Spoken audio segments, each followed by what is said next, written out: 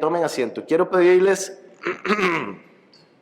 que me disculpen, he andado un poco afectado de la garganta, así que me disculpo de antemano.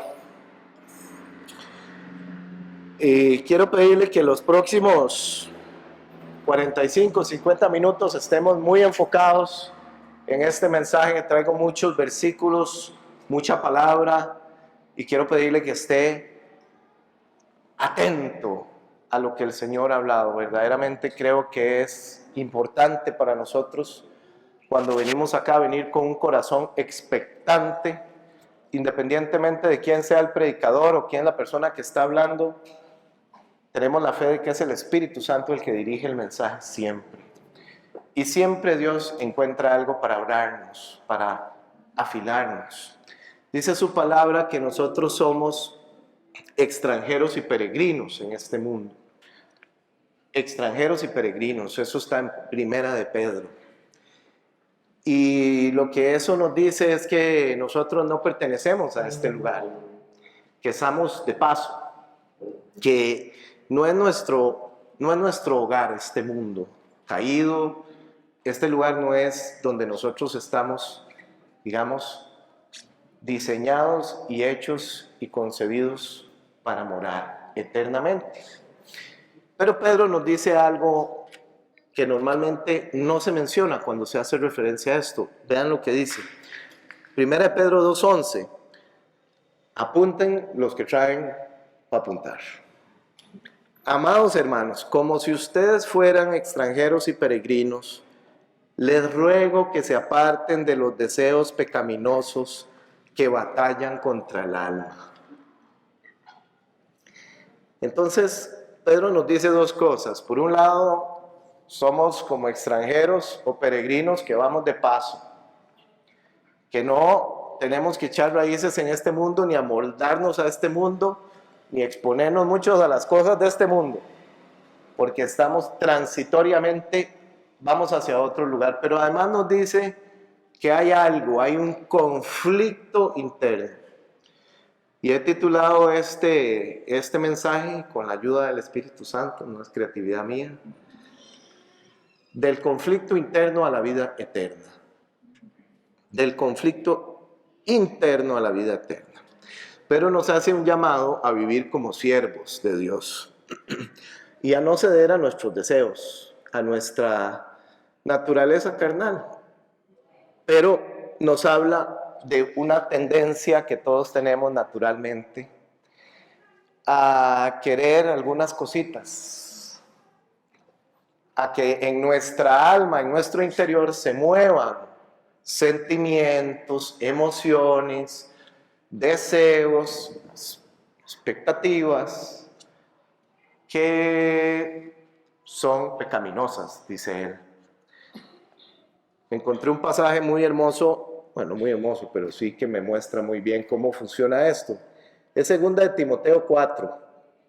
Estaba leyendo la carta y me resaltó este pasaje porque le dice Pablo a su siervo fiel Timoteo, le dice, a su discípulo, perdón, a su pupilo, pues, le dice que procure ir a verlo pronto, porque Demas lo ha desamparado. Y le dice que prefirió este mundo y se fue a Tesalónica.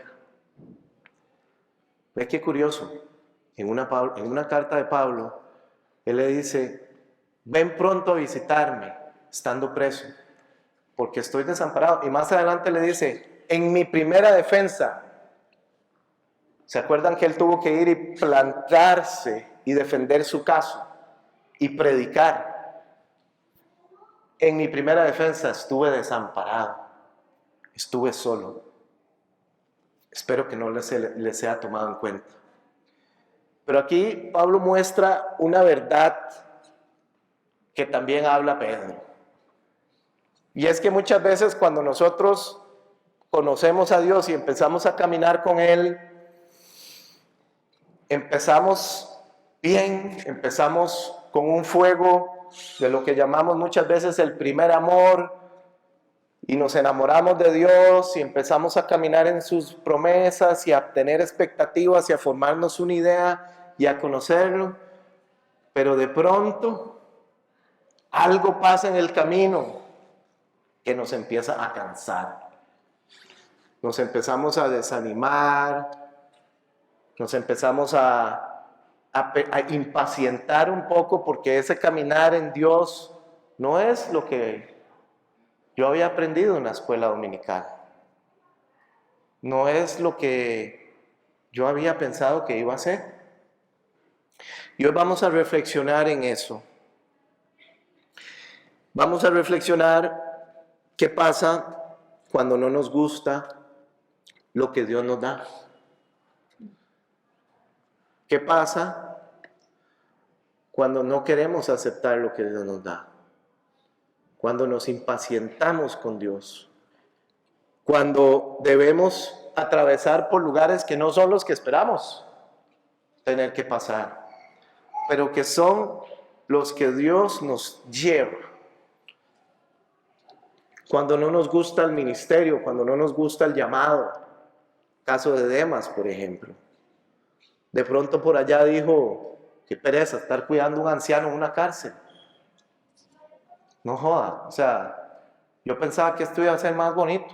O sea, a mí cuando me hablaron de Jesús y todo, yo pensé que, pero no, esto es venir aquí a traerle comida a este anciano y estarle ayudando.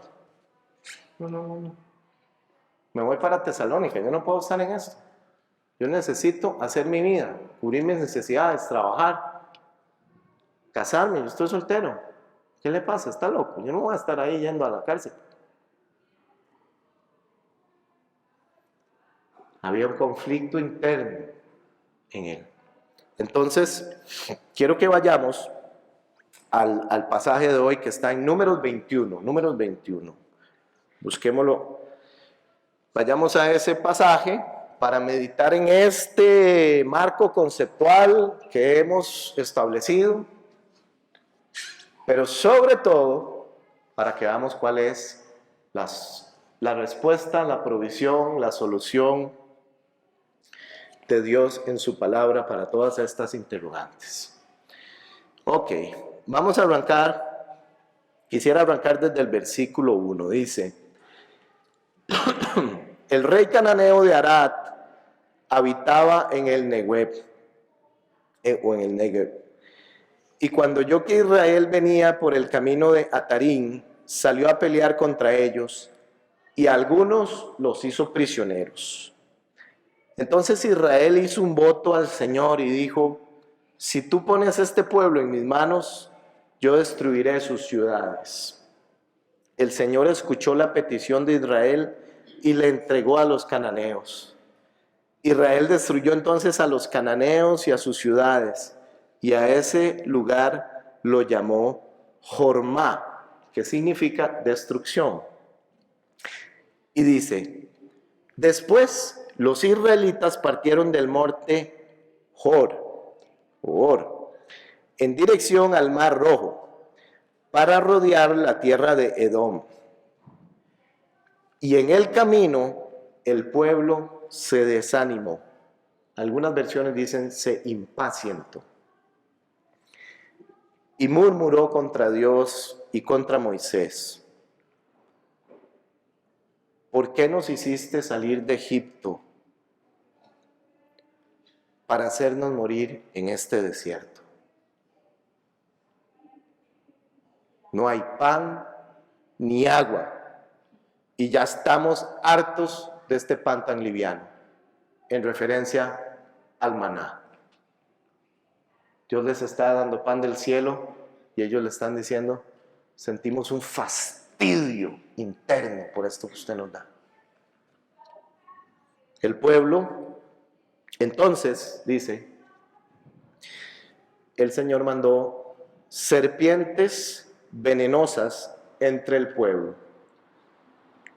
Algunas versiones dice serpientes ardientes, para que los mordieran, y muchos del pueblo murieron. Se desató un culebrío en aquella zona, pero algo tremendo. de todo tipo. Y entonces el pueblo fue a ver a Moisés, versículo 7, y le dijo: hemos pecado al murmurar contra el Señor y contra ti. Ruégale al Señor que nos quite estas serpientes. Y Moisés oró por el pueblo, y el Señor le dijo a Moisés: haz una serpiente como estas y ponla en una asta. Todo el que sea mordido y la mire vivirá. Moisés hizo una serpiente de bronce y la puso sobre una asta. Y cuando alguna serpiente mordía a alguien, si miraba a la serpiente de bronce, seguía con vida. Amén. Vamos a dejarlo ahí para centrarnos en la reflexión. Este es un pasaje muy conocido, quizá ya muchos lo habían leído. ¿Había alguien que no lo había leído? Nacho. Ok. Bueno, eso me imaginé que iba a ser muy leído porque es de esos pasajes que siempre llaman la atención en su palabra, ¿verdad? Porque como vimos, venimos de una batalla del pueblo contra los cananeos, donde habían caído prisioneros. El Señor, ellos acuden a Dios, Dios les da la victoria y ellos siguen caminando. Pero de pronto algo pasa en ese camino, en ese caminar hacia la tierra prometida, que ellos se empiezan a desanimar, dice la palabra. El camino se les hizo cansado y empiezan a perder el ánimo. Y empezaron a quejarse y murmurar. Es decir, no estaban cómodos ellos con el caminar y con lo que había sucedido. Y empezaron a decir, resaltando lo que dice el versículo 4, dice: y en el camino el pueblo se desanimó. Se desanimó.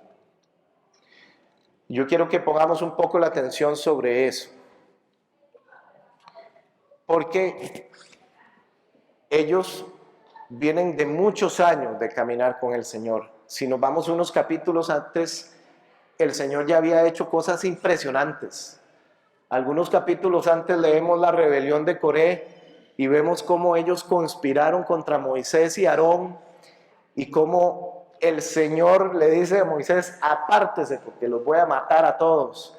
Y Moisés cae en cabra y dice: Señor, por favor, pero no a todos. Bueno, entonces quítese porque me voy a volar a esos tres. Y entonces se abre la tierra y se los traga a las tres. Usted sabe lo que es haber visto eso, qué impresión. Y dice que habían 250 sonajas prendiendo un incienso extraño. Fuego del cielo, ahí quedaron tostados. Se acabó. 250 personas muertas. ¿Usted sabe lo que es eso? Debe ser impresionante. Como para no reconocer el poder de Dios. Pero además, ellos vienen de un Dios que los libró de Faraón, que envió plagas, que abrió el mar para que pasaran. Pero ¿cómo le habla, cómo le enseña a usted a un esclavo a pensar y sentirse como una persona libre?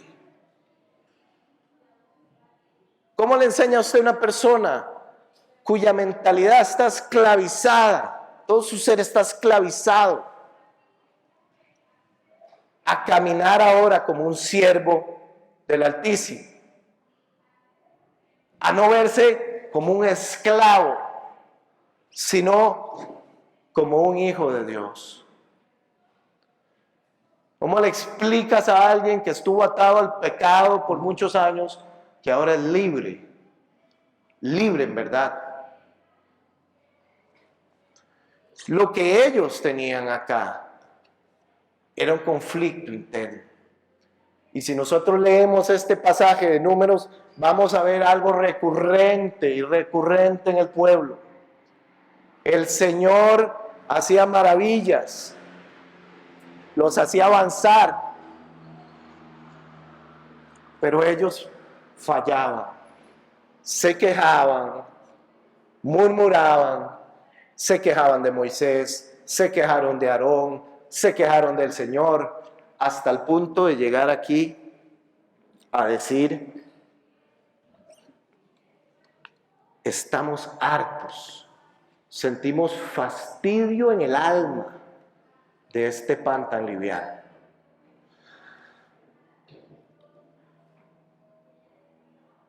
No les gustó el maná. Pobrecillos. ¿Quién sabe qué sabía? Sabía feo, seguro. Pobrecitos. ¿Qué nos muestra esto, mis hermanos? Ellos tienen un conflicto interno que los hace perder la perspectiva. En 2 toques. En 2 toques, ellos están centrados en su necesidad básica interna carnal. Yo necesito comer carne. Yo quiero, es que allá en Egipto yo, bueno, por lo menos tenía agüita fría y de vez en cuando bailaba una danza cananea. Pero ahora no, o sea, ahora no. Ellos estaban viendo a Dios como alguien que tenía que sacarlos y brindarle las comodidades que ellos querían. Un simple proveedor. Era una transacción en su carne. En su mentalidad perdía la perspectiva de llegar incluso a decirle: ¿por qué nos has traído a morir aquí al desierto? No, Dios no los llevó a morir al desierto. Dios los estaba llevando a la tierra prometida. Pero en su condición espiritual, cuando usted está en esa posición, oiga, usted puede estar en la tierra que fluye leche y miel e igual se queja de Dios. Usted puede tener la casa, el carro, el trabajo, los títulos, la esposa, 0 deudas, e igual usted va a decir: ¡ugh! Sentir fastidio. Y igual usted no va a sentir que Dios, porque no hay una perspectiva. Hay algo en el alma, hay algo en su corazón. Ellos estaban circuncidados físicamente, pero su corazón no estaba circuncidado. Aquí lo que el Señor empieza a mostrar en este pasaje es ese conflicto interno que nos hablaba Pedro, en su carta, que decía: resistan a sus deseos pecaminosos.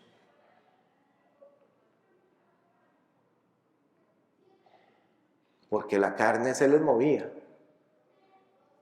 Y sabe, cuando usted estudia el desánimo, usted se va a dar cuenta que el desánimo no surge espontáneamente, sino que surge como resultado de otra cosa. ¿Cómo surge el desánimo? Cuando hay una situación que te causa ansiedad permanente. Eso es lo que dice el estudio, la ciencia. Cuando usted tiene una ansiedad permanente, una zozobra en el alma, una inquietud, una impaciencia, una intranquilidad que lo hace tener pensamientos y usted no halla la paz y usted está constantemente en eso, y son esas personas que usted los ve en todo lado así y comiéndose las uñas y pensando y viendo a ver qué hago y yo necesito. Hay una ansiedad que, si se hace permanente, lleva al desánimo, porque naturalmente nos agotamos y llega el momento en que ese agotamiento de no poder resolver yo y no tener yo lo que yo quiero y como yo lo quiero, y que Dios no me atienda a mis necesidades, hace que yo me empiece a agotar y a desgastar internamente. Esto es un proceso interno. Y el enemigo es especialista en llevarte a esa ansiedad. Porque el enemigo empieza a decirle: vea qué bonito lo que tiene este vecino de al lado. Vea qué hermoso usted ahí, dándole las primicias al Señor de su salario, y llega, pero lo que se llama chillando llantas a final de quincena, si es que tiene quincena. Y el enemigo, en cambio, aquel, allá está, en los sueños, los domingos, bronceándose, y usted de jaibo ahí, comiendo la plata. Yo he tenido amigos que me lo han dicho así, en la cara. Luis, sinceramente, mae, usted diezma, usted de esos que dan plata en la iglesia. Mejor no se lo da a su hija, mae. Ah, Satanás. Cierra tu boca, Satanás. Porque yo me afianzo en la palabra de Dios. Porque yo sé quién es mi Dios. Pero si yo empiezo a pararle al oído a esa serpiente que empieza a venir con esos, pega un mordisquito, uy, hasta que duele. Todos, absolutamente todos, tenemos deseos. No todos nuestros deseos son pecaminosos, como lo pone Pedro, ¿verdad? Hay algunos de todos deseamos tener una casa linda y vivir bien y prosperar. Y es el deseo de Dios para todos. Dios quiere bendecirnos, que tengamos una vida abundante. Pero eso es secundario en el reino. Antes de eso, Él desea tu corazón.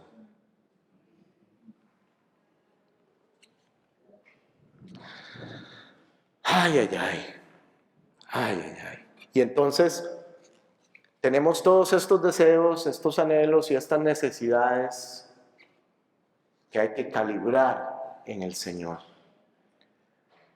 ¿Y qué pasaba con ellos? Quizá ese caminar en un desierto donde ciertamente probablemente las condiciones no eran las mejores. Probablemente ellos pensaban que iba a ser unos días de caminar que se volvieron años. Así que si usted lo analiza desde la perspectiva puramente humana, usted va a decir, bueno, es posible que los factores externos, con el conflicto interno que ellos tienen, los llevara a esa quejadera y a esa murmuración una y otra vez. Y entonces perdían la perspectiva, o sea, perdían de vista que no es que no había alimento, no es que iban a morir en el desierto, no, ahí había comida, había agua porque el Señor les brindaba el agua y el Señor los sostenía. El Señor era el que les daba aliento de vida. O sea, si usted se puede quejar es porque está vivo, porque los muertos ya no pueden quejarse. Pero había algo que Dios quería mostrar. Y esto es lo que se conoce como una prefiguración histórica, que es cuando algo sucede en el pasado que representa algo que va a suceder en el futuro. ¿A qué voy? Los eventos que sucedieron en aquel día, o días, porque la palabra no nos dice cuánto tiempo estuvieron las serpientes. Si hay cosas que la palabra no nos dice, no nos da mucho detalle. No sabemos si esto fue un lugar en el que siguieron caminando y les salían las bichas de las piedras y le caían no sabemos. O si es que ellos se quedaron parados, no sabemos. ¿Cuántos días estuvieron con serpientes? No sabemos. Es irrelevante. Porque lo que Dios quería mostrar es lo que Él iba a hacer mediante su obra de salvación con Cristo en la cruz. Es una representación de la obra de Cristo en la cruz y un reflejo de las situaciones espirituales que nosotros en nuestro caminar, en nuestro camino hacia la tierra prometida, vamos a experimentar. ¿Por qué? Porque dice la palabra en este pasaje que cuando a ellos los picaba una serpiente, si ellos volvían a ver la serpiente de bronce en la estaca o en el asta, eran sanados y vivían. Ahora, súper importante, no había nada sobrenatural en el pedazo de madera con un bicho de bronce, ¿verdad? No había nada sobrenatural en eso. Era una cuestión de fe. ¿Me siguen? Este palo con una culebra ahí enrollada no tenía poder de nada. Era un palo con un pedazo de bronce en forma de serpiente. Lo que tenía poder era Dios, que respondía a la fe y la obediencia de ellos.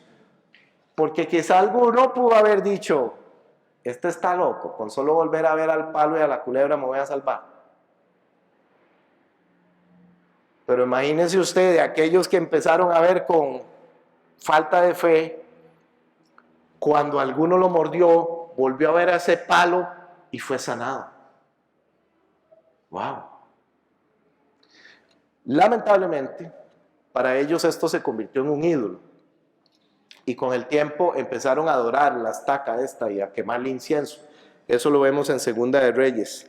En Segunda de Reyes 18, el rey Ezequías, rey de Judá, es de esos pocos que hicieron lo bueno a los ojos del Señor. Entonces destruyó unos ídolos y dentro de ellos dice la palabra que destruye la vara y la serpiente de bronce. Porque él entendía la palabra. Él entendía que ese palo con una serpiente de bronce no tenía poder. Lo que tiene poder es Dios y tu fe en Él. Y lo que Dios estaba mostrando aquí era algo maravilloso. Para nosotros, la serpiente en esa asta representa el pecado que fue puesto sobre Jesucristo en la cruz. Dice Isaías 52, que es un preámbulo de lo que todos nosotros siempre leemos, ¿verdad? Molido fue por nuestras... Ese pasaje maravilloso tiene algo muy hermoso antes. Dice en el 52, en el versículo 13, miren, mi siervo triunfará, será exaltado, levantado y muy enaltecido. Pero vea lo que dice inmediatamente después. Muchos se asombraron de él, pues tenía desfigurado el semblante. Nada de humano tenía su aspecto. Aquí el profeta está haciendo referencia a Cristo, quien recibió todo el castigo que merecíamos, toda la penalidad que la humanidad merecía por el pecado, Dios la puso sobre Cristo Jesús. Y en esa cruz, Él resuelve un problema que no tenía otra solución. Él resuelve un conflicto interior que tenía el ser humano.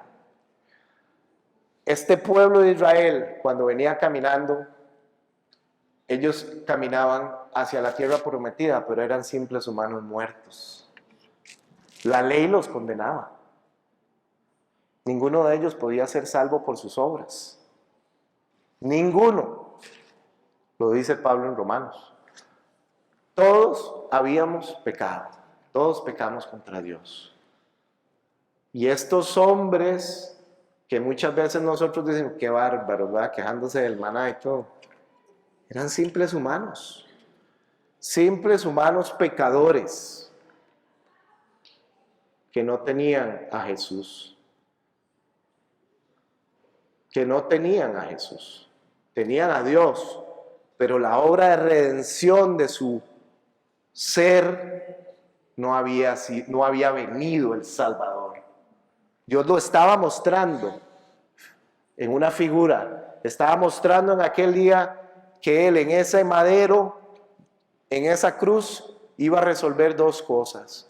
Número uno, el hecho de que todos los seres humanos cuando nacen con la maldición de haber nacido en Adán. Somos pecadores de naturaleza. Nuestra naturaleza es pecadora. Es decir, por nacimiento, no por cometer pecados. Cometemos pecados porque somos hijos de Adán. Y Dios viene y dice, este pueblo va a seguir haciendo lo mismo hasta que venga un Salvador. Y yo resuelva dos cosas en ese madero. Número uno, el pecado, como les estoy diciendo. Y número dos, Satanás. Porque dice la palabra que él también lidia con Satanás en la cruz. Ahora, veamos cómo Jesús usó este cuadro para ilustrar cómo es la salvación por medio de él, porque el mismo Jesús se refirió a esto. Dice en Juan 3, 14 al 15. Y así como Moisés levantó la serpiente en el desierto, también es necesario que el Hijo del Hombre sea levantado, para que todo aquel que en él cree no se pierda, sino que tenga vida eterna. En otras palabras, Jesús tomó nuestro lugar en ese madero, haciéndose maldición y liberándonos a nosotros de la maldición de la ley. Por eso nosotros hoy en día tenemos algo maravilloso que es la libertad en Cristo Jesús. Usted y yo no estamos condenados por la ley, porque hemos puesto la fe, hemos vuelto a ver a Cristo en esa cruz y hemos en fe recibido esa salvación. Primero su sangre nos limpió de nuestros pecados. La sangre que cayó en esa cruz fue para nuestra expiación. Pero la muerte en crucifixión, nos incluyó a todos. Dios nos agarró a todos los que volvimos a ver a Jesús y recibimos con fe su mensaje y nos puso en su muerte. Que el Señor nos dé ojos espirituales para entender lo que estoy diciendo y el impacto y la trascendencia de eso a nivel espiritual.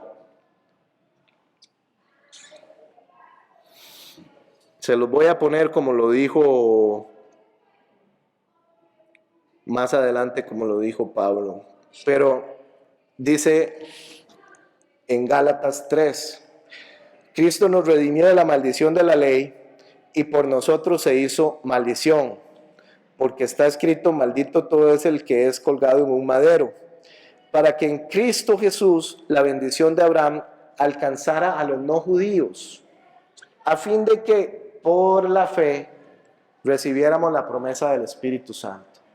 ¿Se da cuenta del paralelismo de cómo ellos en el Antiguo Testamento, si obedecían y tenían fe y volvían a ver a la serpiente, vivían? Nosotros hoy, cuando volvemos a ver a Cristo Jesús y por fe recibimos ese sacrificio que Él hizo, y yo me apropio de eso y digo, Jesús, yo creo que tú viniste a la tierra, te hiciste humano, viviste, te despojaste de tu gloria, te humillaste y te hiciste esclavo en obediencia al Padre para entregar tu vida por mí y por todos los que en ti creen. Gloria a Dios. Ahora, hay algo aquí que es un principio para nosotros y vamos a enumerar algunos puntos para ir cerrando, que son puntos que nos tenemos que llevar. Porque sabe, mi hermano, al final de cuentas, cuando usted viene a Cristo, usted recibe la muerte con Él. En unos días creo que va a haber un bautismo en la iglesia, ¿cierto? Eso es algo maravilloso. Yo me bauticé hace muchos años, porque es un símbolo público de cómo nosotros fuimos puestos en ese madero, crucificados con Cristo Jesús. Por eso Pablo dice en Gálatas 2:20, mas ya no vivo yo, mas es Cristo en mí. Yo fui puesto en ese madero y descendí al sepulcro. Ese acto representativo del bautismo, cuando bajo en las aguas, muero con Él, pero aleluya, gloria a Dios, también me incluye en su vida eterna, en su resurrección. Porque ahí el Señor lidió con Satanás. ¿Cómo, Luis? Bueno, se lo voy a leer. Se lo voy a leer. Dice Colosenses 2, antes ustedes estaban muertos en sus pecados, aún no se habían despojado de su naturaleza pecaminosa, pero ahora Dios les ha dado vida juntamente con Él, les ha perdonado todos sus pecados, ha anulado el acta de los decretos que había contra nosotros y nos era adversa, la quitó de en medio y la clavó en la cruz. Desarmó además a los poderes y las potestades y los exhibió públicamente al triunfar sobre ellos en la cruz. Uy, ay, ay, aleluya, gloria a ti, Jesús. Y dice en Hebreos 2, así como los hijos eran de carne y hueso, también Él era de carne y hueso, para que por medio de la muerte destruyera al que tenía dominio sobre la muerte, es decir, al diablo, y de esa manera librara a todos los que, por temor a la muerte, toda su vida habían estado sometidos a esclavitud. ¿Me siguen? Todo esto lo que nos dice es que nosotros hemos sido rescatados de la muerte. Porque Satanás, dice la palabra acá, él destruyó, Jesús destruyó el poder de Satanás sobre la muerte.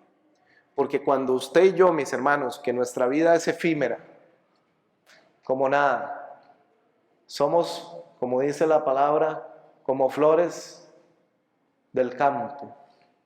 Y si usted sabe algo de jardinería, usted sabe que usted vuelve a ver una mata y dice, qué flor más bella, el día siguiente no hay nada, se fue. Así es nuestra vida es muy pasajera. Es muy pasajera. Para nosotros es un largo caminar a veces, pero en la eternidad somos un suspiro.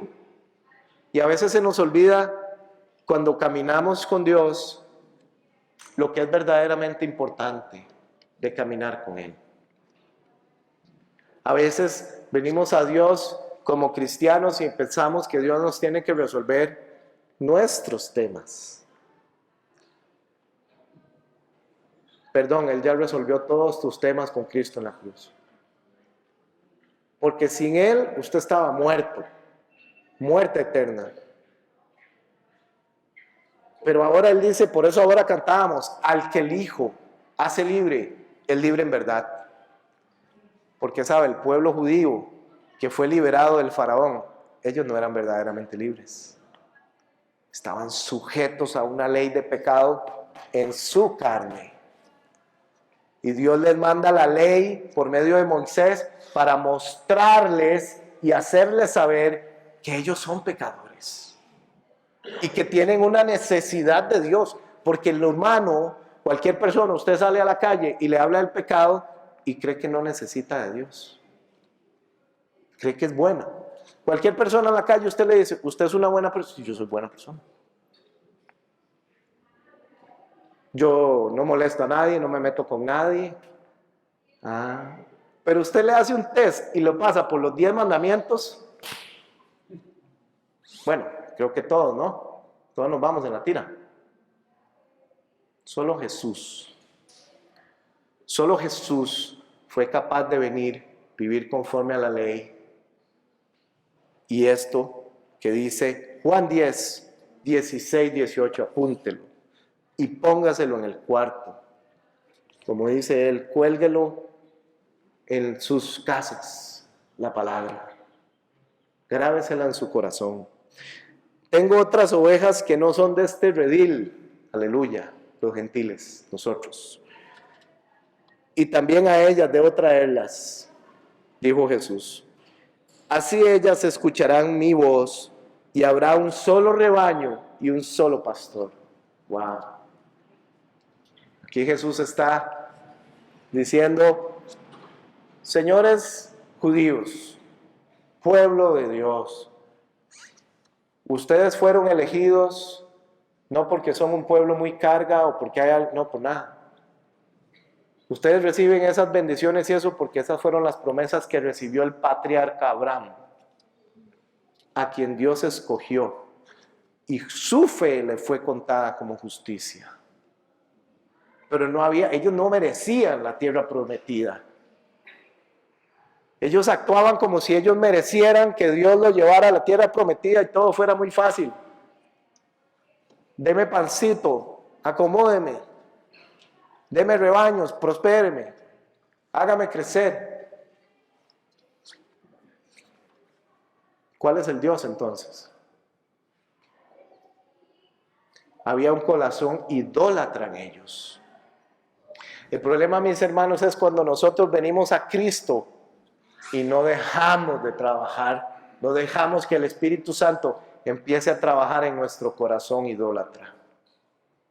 Ese es el problema. Ese es el conflicto interno que hay. El corazón idólatra del ser humano. La solución, Cristo en la cruz. Pero Pedro dice, peleen con los deseos pecaminosos, resístanlos. En otras palabras, llévelos al madero. Ya Dios puso ahí a Jesús, pero usted tiene que volver a ver ahí y decirle, Señor, yo reconozco que en esta área o en esta área de mi vida yo no te he honrado y he tenido otros ídolos. No me alcanzan los dedos de la mano para nombrar los ídolos que tenemos hoy en este mundo. La comodidad, el Dios del poder, el Dios del dinero. Hay gente que con tal de sentirse poderosa pasa por encima a quien sea y hace lo que tenga que hacer y se congrega.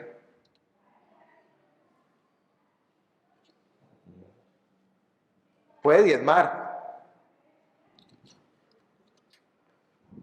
pero cuando usted vaya a hacer un examen de otras áreas de su vida, usted se da cuenta que esa persona es un acosador sexual en el trabajo, es un hostigador que a sus empleados los maltrata, que no responde por las responsabilidades frente a sus hijos.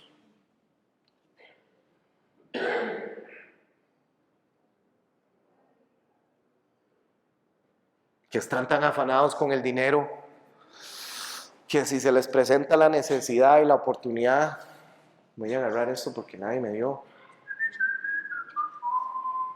Y sí, puede ser que nadie lo vio, pero Dios lo vio.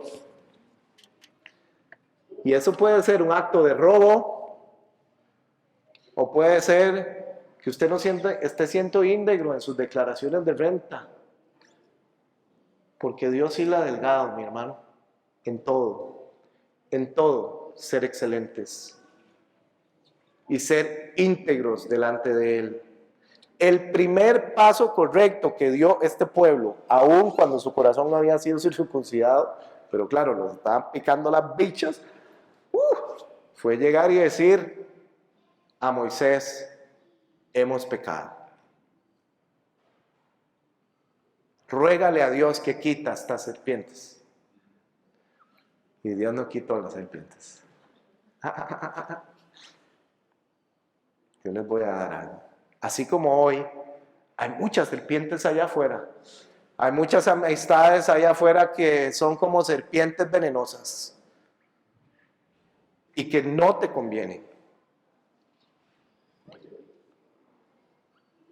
Hay muchas relaciones que no nos convienen y que hay que, si está comprometiendo tu caminar. Pero ¿qué pasa cuando a mí no me gusta? No me gusta. No me gusta la esposa que Dios me dio. Cancelado, hombre, eso no es esa belleza que Dios me dio, no, a mí no es mi caso. Estoy poniendo un ejemplo. O el esposo, Cuidado, Priscila. Va a ver. Puede pasar que cuando llegó la Bendy, al pasar de unos años, usted vuelve a ver al lado y no le gusta. No le gusta. Pero es la que Dios le dio.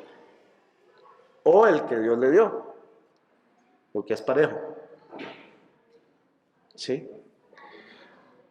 O puede ser que tengamos situaciones con nuestros hijos, ¿no? Que no respondan al llamado. Porque Dios es un Dios personal. Dios es un Dios personal. Yo puedo mostrarle a mi hija, a mi bebé, trato de inculcarle un amor por Dios, pero yo no puedo hacerla amar a Cristo. Ni la puedo llevar al madero. Ella tiene que entender su necesidad. Y todos aquí tenemos que tener esa necesidad de Dios. Nuestra necesidad de venir a Él y decirle, Señor, yo sé que hay áreas de mi vida que no te he entregado. Y que tú, porque saben, esos son serpientes que te pueden morder. Y el Señor no las va a quitar. Y se las tiene que morder, lo va a morder en algún momento, créame. O usted lo lleva eso al madero voluntariamente, o esa culebra lo va a picar y lo va a hacer rehinchar como un caballo hasta que usted vaya a Cristo. Porque ya usted conoció la verdad, le hablo a los que ya conocen el Evangelio. Usted no puede exponer a Cristo a vergüenza. Tarde o temprano, o usted lo lleva o la serpiente lo hace levantado de la relinga y lo pega al madero. Y ahí viene el crujir de dientes. Porque yo le aseguro que aunque volvían a ver al palo y se salvaban, el dolor de la picadura los recibieron o no. Ese calentón de lo que debe doler, que lo pegue una bicha en el tobillo, que Dios nos libre de eso. Y por eso nosotros, dice Pedro más adelante en ese pasaje, tenemos que ser, ¿verdad?, como Jesús. O como dijo Pablo, hayan ustedes el mismo sentir que hubo en Cristo. Amén. El mismo sentir que hubo en Cristo, que fue humillarse, ser manso. La mansedumbre es algo que yo he tenido que pegar al madero. Hace poco me pasó. Les voy a contar esto ya para que se rían y cerrar. Hace poco fui al parque un día con Lena y llevé los perros. Y una señora ahí me dice, ¡uy, viejo vagabundo con esos perros! Y me tira un poco de agua. Me cae el agua y cae el agua al perro, ¿verdad? Y la señora, yo me quedé como, ¿qué es esto, verdad? Y entonces la vi que la señora estaba un poco, tal vez como tomada o algo así, no sé. Entonces me quedé yo, bueno, y me empezó a picar la carne, ¿verdad? Y empezó, y entonces mi lado espiritual la vio con ojos de amor, como una persona sujeta a esclavitud de vicios, y me dio mucha tristeza. Y dije, Dios, no conozco a esta persona, pero si hay alguna manera en que uno pueda hacer algo por ellos, porque tal vez vive en el parque y pasa consumiendo droga y no sé, puede ser que haya algo ahí adentro que esté operando por medio de ella para sacarme, pero al cabo de un rato seguí yo con el perro y siguió la doña. Gordinflón, vagabundo, y que no sé. Hasta que me picó la culebra. Y entonces le contesté. Y la regañé toda, ¿verdad? Y le dije un montón de cosas que no tenía que estar hablando así porque había un montón de niños y ella estaba diciendo improperios y todo. Pero después llegué a la casa y me sentí mal. Me sentí mal.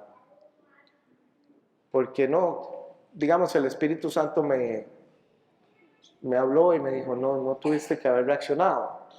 Aunque tenía la razón y aunque lo que le dije era cierto, reaccioné en la carne. ¿Verdad? Y ahí es donde me doy cuenta que hay cosas en mi carne que yo todavía tengo que llevar al madero. Todos los días. Levantarme en la mañana y decirle, Señor, yo me rindo ante ti. Yo llevo ante ti, Señor, mis pensamientos, mi carne, porque yo ya contigo fui crucificado, Señor.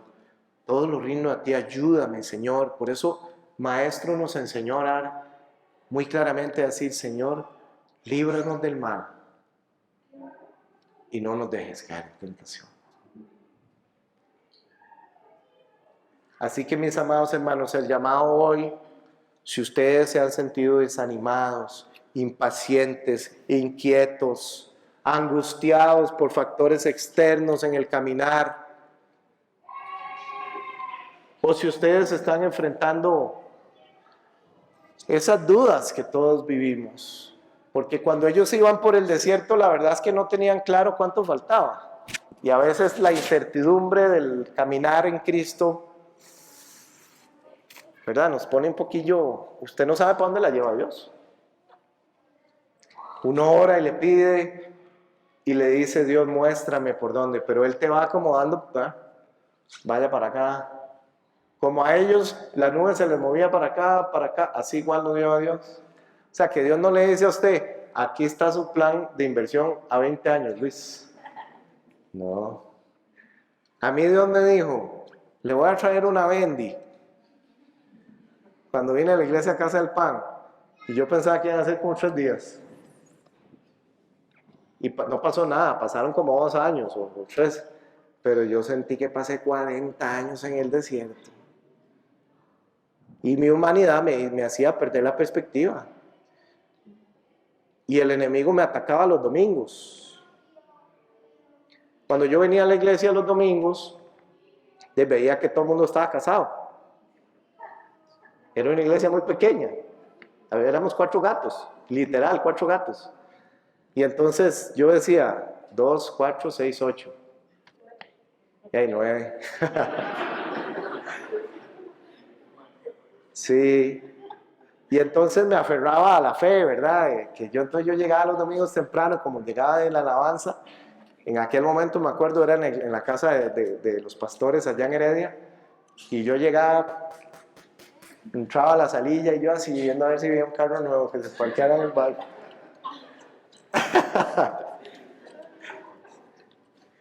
Muchas veces me hacía perder la perspectiva y tenía a veces momentos en los que, algo tan pequeño, ¿no? O sea, no estoy hablando de una prueba de esas de salud, ¿verdad? O sea, pero se me hacía fuerte y me sentía solo.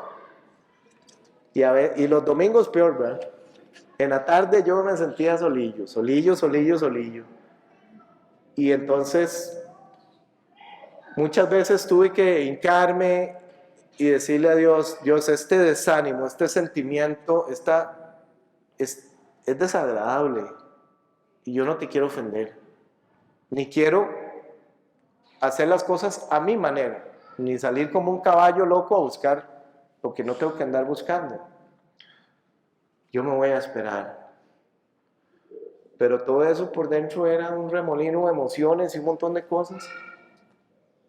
Después vino el matrimonio y después me tocó ser papá. Oh, por Dios. Si usted cree que algo le preocupaba, espérese que sea papá. Se acabó la cosa. Ahí sí que usted, como dijo mi tata, no vas a volver a dormir en paz, papi. Yo, papi, lo reprendo en el nombre de Jesús. En paz me acostaré ya. Pero entendí lo que él me quería dar a entender, ¿verdad? Y es que uno siempre tiene a sus hijos una inquietud por el destino y el futuro de ellos, y siempre estás pensando en ellos, siempre quieres lo mejor para tus hijos, y siempre quieres hacer lo mejor como padre para tus hijos. Y cuando sos pareja, quieres hacer lo mejor para tu matrimonio. Y después Dios viene y te da un ministerio, el que sea, y usted quiere hacer lo mejor para el Señor. Pero vea lo que le pasaba a Moisés. Moisés los había ido a buscar, él estaba cachete allá con Labán. Súper bien, y Dios lo mandó a jalar ese poco de malamanzados a través del desierto. Pero qué maravillosa la reacción de Moisés en este pasaje, ¿verdad? Porque dice la palabra que cuando ellos vienen y le dicen, Moisés, hemos pecado, o sea, todo este culebrero y todos estos muertos, es porque nosotros estábamos hablando de usted. ¿Verdad? Y Moisés, en humildad, con el corazón más, el servo más humilde, ¿verdad? Ora por todos. Por todos. O sea, no va y le dice a Dios, Dios, los que no murmuraron, sálvalos. No, él ora por todos. Y ya, y varias veces, o sea, es que esto era un patrón en él, ¿verdad? Era un patrón en él. Así también nosotros, hoy, como hijos de Dios, cuando alguien se sale, nuestro llamado es hacer como Moisés. Cuando tú ves que un hermano en la fe no se está comportando como debería, tu modelo es el mismo sentir que hubo en Cristo Jesús. Porque nosotros tenemos a alguien que intercede por nosotros en el cielo. Pero nosotros también estamos llamados a interceder, ¿verdad? Por eso les decía, ¿qué pasa cuando usted tiene un ministerio y la gente en el ministerio no está contenta? Cuando usted tiene que lidiar con equipos o con personas y todo el mundo quiere la iglesia a su manera, todo el mundo quiere un Dios a su medida, todo el mundo quiere la respuesta de Dios a como a le gusta. Y yo he tenido conversaciones con personas donde me dicen, no, es que yo quiero que Dios haga A, B, C y D. Son como muy determinados, ¿verdad? Así como A, B, C y D. Que tenga ojos verdes, macha, 90, lo que sea, en las áreas de tu vida. No está mal ir a Dios y pedirle las cosas que usted quiere. El problema del pueblo aquí era que ellos no iban a Dios, porque si ellos hubieran ido como Jesús Adrián Romero, cansado del camino, sediento de ti. ¿Se acuerda la canción? Pero no fueron así, ¿verdad? En lugar de alabar y adorar al Señor en medio del desierto, decirle, Señor, sumérgeme en tu espíritu. No, a quejadera, la murmuración, ahí. Si tú estás en una posición de liderazgo, papá, mamá, en el trabajo, y estás viendo esta situación y ves cómo la serpiente está picando al pueblo, tu llamado es actuar como Moisés, doblar rodilla, interceder y decir, Dios mío, ayúdame, ayúdame. Este mensaje es para que nosotros pongamos las barbas en remojo y veamos a ver cuáles son las serpientes que tenemos alrededor y nos arrepintamos ante Dios. Si hemos tenido cosas sobre Él o delante de Él en nuestro caminar, en nuestra vida personal, estoy hablando de tiempo, estoy hablando de diezmos, estoy hablando de llamado, porque a veces Dios llama a alguien a servir y usted siente la espinita y siente la espinita y pero usted está esperando que el líder vaya, lo agarre de la relinga y lo traiga, ¿verdad? No va a pasar. Dios llamó a Abraham una vez y él vino. No fue ahí, Abraham, si quiere venir y cuando usted guste, no. Dios llama, es un caballero y espera reacción. Pero a veces dejamos que el desánimo, los factores externos nos desanimen y cuando usted se desanima, se desmotiva. Y una persona desanimada, desmotivada, rápido está la falta de acción. Usted rápido va a ser un cristiano de esos pasivos el enemigo lo tiene todo aporreado, todo cacheteado, usted no ora, no pide ayuda, no hace nada. Se le están yendo los años y usted ve esas personas que usted ve yendo a la iglesia por años y usted no ve crecimiento, no ve crecimiento ni espiritual ni a su alrededor. O sea, aquí la palabra es clara, usted va hacia la tierra prometida, ellos iban conquistando pueblos, espantando bichos. Porque si Dios les iba a dar la tierra prometida era porque había un propósito divino de limpiar esa tierra, dijo el Señor. Y usarlos. Y Dios nos usa a nosotros. Y si Dios hoy no te está usando es porque no estás haciendo algo. Perdonen que se lo diga así. Porque Dios a todos nos usa. Pero si Dios no lo está usando es porque usted no está haciendo algo. Algo no está haciendo. Y eso hay que llevarlo a Dios en arrepentimiento y decir, Dios, yo no estoy respondiendo a ese llamado.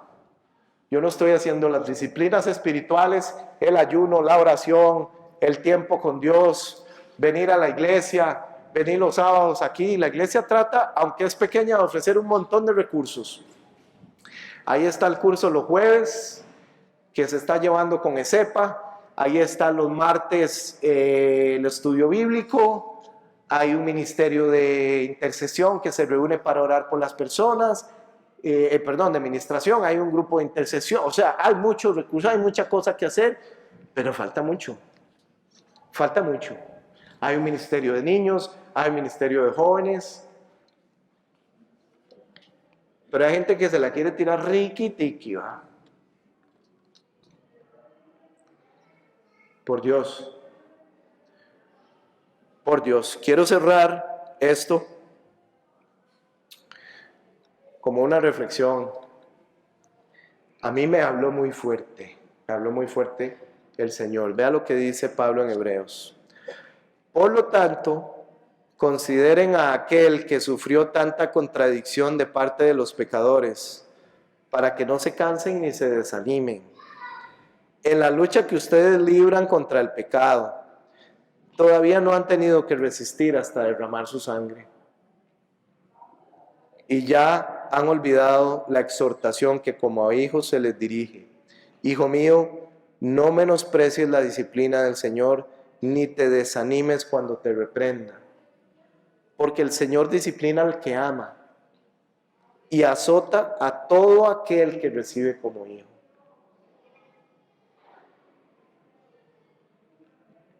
Por eso les decía, ¿cómo le explico yo esto a un creyente? Porque nos encanta decir que somos hijos de Dios, pero Dios también nos disciplina, nos reprende y nos instruye. Y a veces duele, a veces quema. Pero, ¿cómo voy a decir yo que no cuando veo a Cristo en ese madero? Y cuando veo lo que Él entregó por mí, su maravilloso amor, que tanto me amó, que dio a su Hijo único. Una pequeña reflexión para irnos. A veces la eternidad es algo que para algunas personas es muy efímero, porque son personas que viven el día a día. Pero imagínese usted qué hermoso va a ser que nosotros lleguemos algún día a estar reunidos en un lugar donde no va a haber muerte, donde no va a haber más esto que está ahora, esta película famosa que se está promoviendo, que habla sobre los abusos de los menores, la trata de blancas. Nosotros vivimos en un mundo de muchísima oscuridad, de muchísima maldad. Tenemos la bendición, gloria a Dios, de vivir en un país de paz, un país donde podemos vivir tranquilos, y yo le doy gracias a Dios por eso, porque todos los días me puedo acostar en mi cama tranquilo y dormir en paz. Pero hay mucha gente que vive en países donde eso no es así, donde están constantemente con miedo de que vengan a abusar de su familia. Regímenes opresores, gente que tiene que salir de su tierra a cruzar y vivir como inmigrantes en tierras extranjeras, a sufrir necesidades, y es duro. Este es un mundo de mucha oscuridad, de mucha necesidad de la iglesia afuera, de una iglesia activa, una iglesia que muestre una solución a eso interno. Porque eso va a hacer que aunque usted ande chingo pilingo, como decía mi abuela, usted va a andar feliz. Si usted verdaderamente ha recibido a Cristo Jesús, va a decir como Pablo, en todo, en las buenas, en las malas, en las altas, en las bajas, en Cristo. Porque Pablo entendía, tenía mente de reino, mentalidad eterna. Y como me decía mi hija Elena ayer de 4 añitos, papá, cuando lleguemos al cielo van a haber ponis. Probablemente. ¿Y yo voy a poder tocar los leones? Probablemente.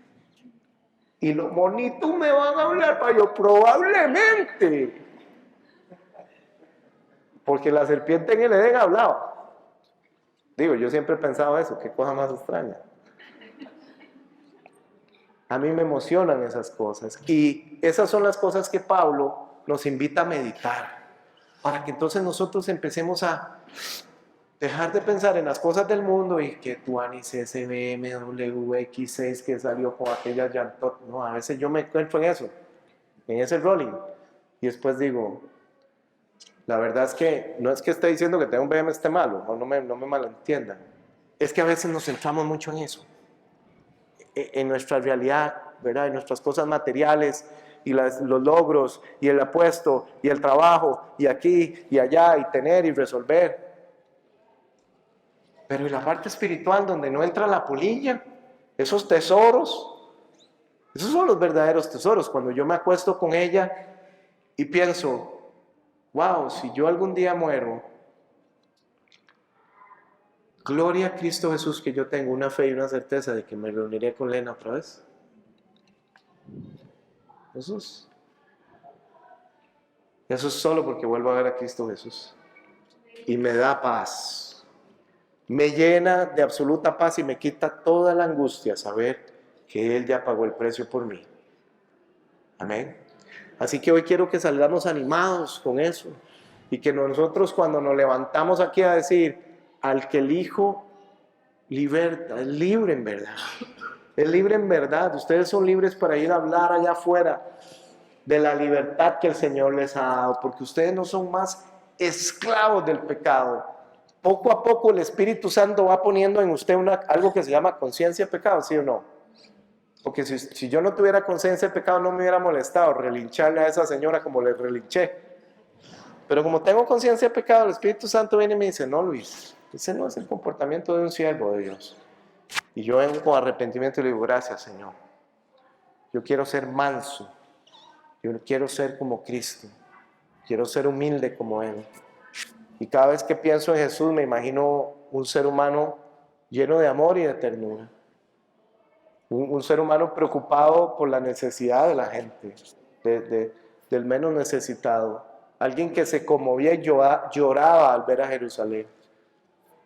Lloraba por las personas y que llegó al límite de decir, a mí no me quitan la vida, yo la entrego por estas ovejitas. ¡Wow! ¿Cuánto nos ama? ¿Cuánto nos ama? Amén.